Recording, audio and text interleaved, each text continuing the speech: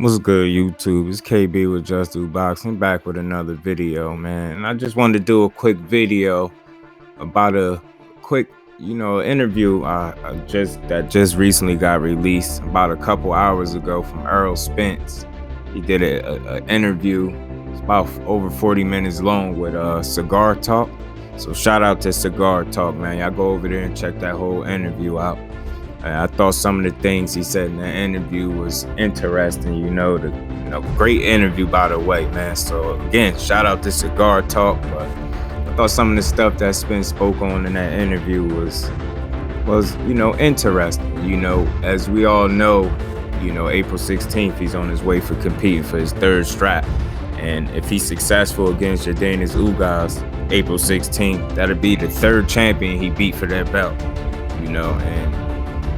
He said there's only one fight after that he's looking forward to for the most part, and that's Crawford. And, we all know that. And he also said, it always is like it is what it is type of deal with him. And he said, the Crawford fight is the priority pretty much.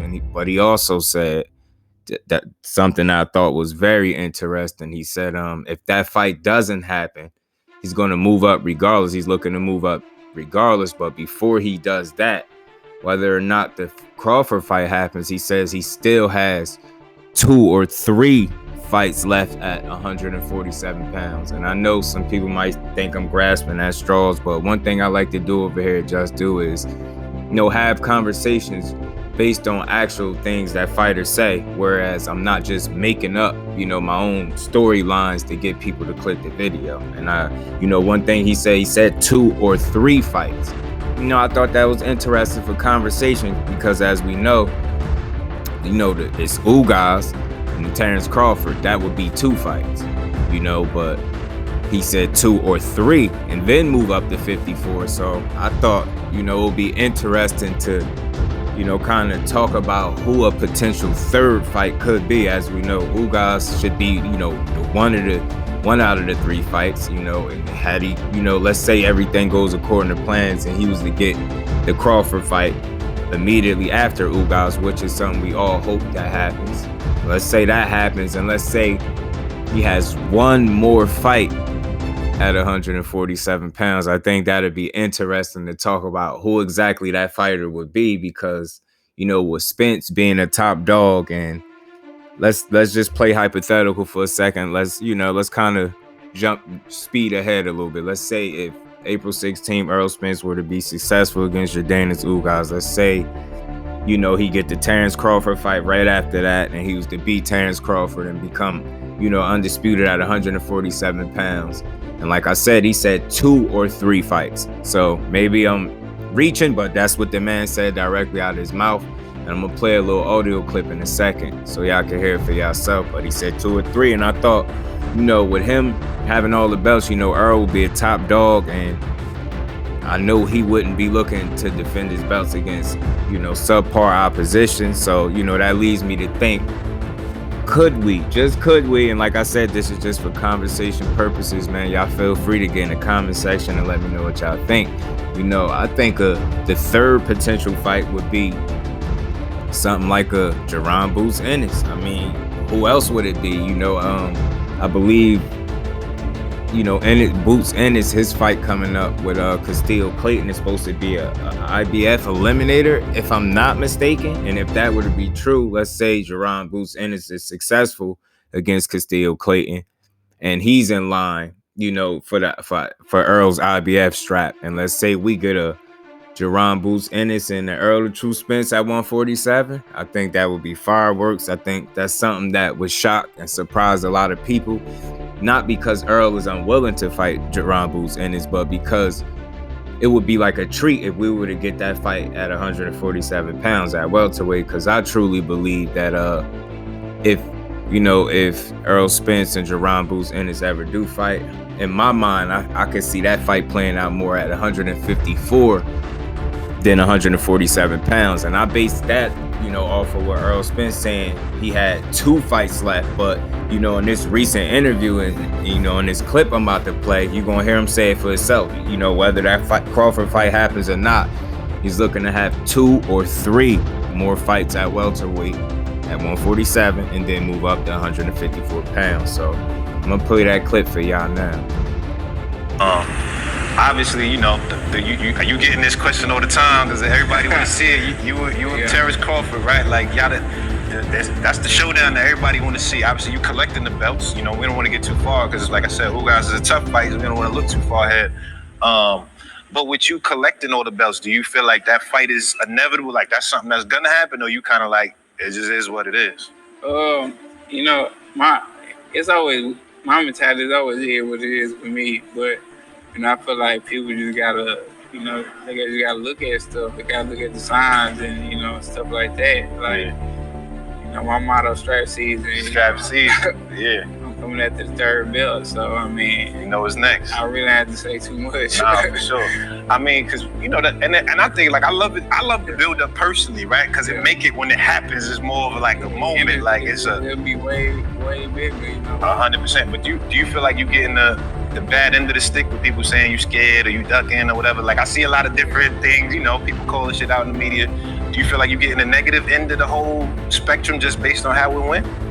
A little bit by some people, but it's two coin, it's two sides to the coin, what I'm saying? It get negative too, I feel like fans just they bash him, they bash me, they just, go crazy on both of us. But I feel like everything's gonna play itself out. Some people, don't want to wait their impatience, things like that. But I feel like at this level, especially at the high level, it's the business side to it and things like that. And that's what a lot of people don't take into account. They just don't care. They ain't think about the business side. They fight, you just fight, you shut up. Right. So when you looking at it like that, like, thinking about the business side of things, like we saw the Floyd Manny was that example, right? Like the world been wanting that for years and it just had to line up. And I guess what took it for it to happen was niggas had to see each other live at the game. Like, all right, look, what's up? Let's get to it. It's a lot of money, whatever. Do you feel like it's ever a situation like that where y'all just gotta see each other and just like, dude, what we doing? Like, what's up? Nah, there ain't no situation like that. I feel like, if it's gonna happen, it's gonna happen. It's definitely gonna happen. He with a group of people that, that my manager knows. So, I feel like, it's definitely gonna get talked about and see if it can happen. For sure. Excluding that, if you thought about moving up to 54?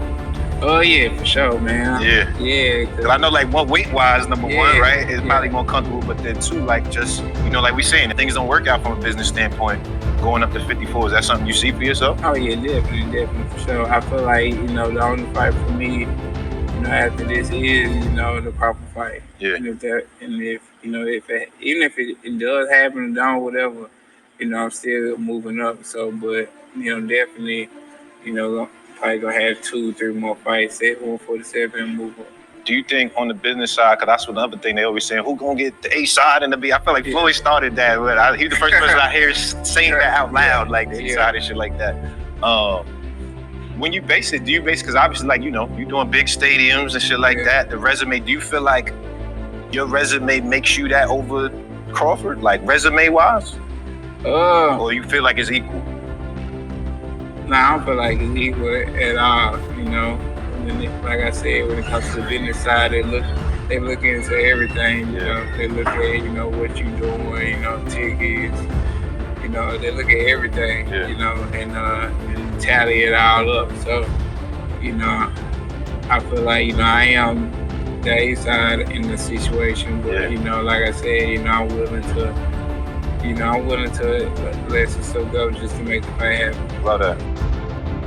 Well, so y'all heard it first, straight from the horse's mouth. 2 or 3 fights left at 147, then move up. So, I thought it would be interesting to talk about. Maybe we could get a, Errol the True Spence versus a Jerron Boots Ennis.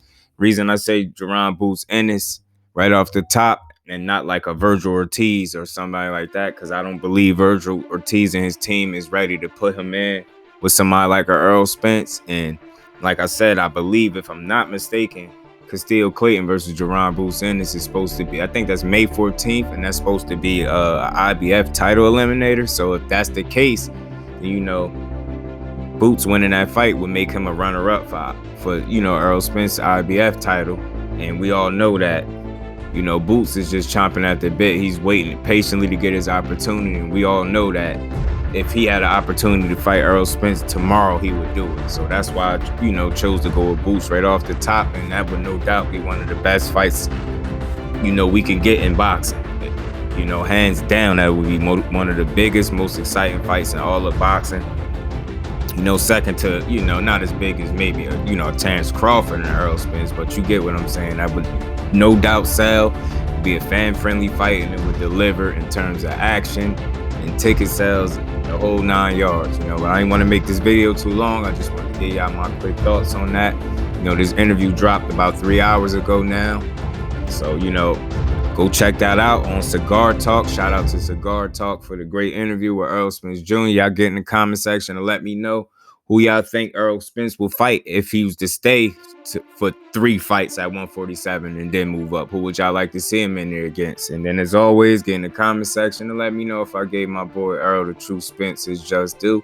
So that's what I always do over here at Just Do Boxing. Until the next one, I'm out. Peace.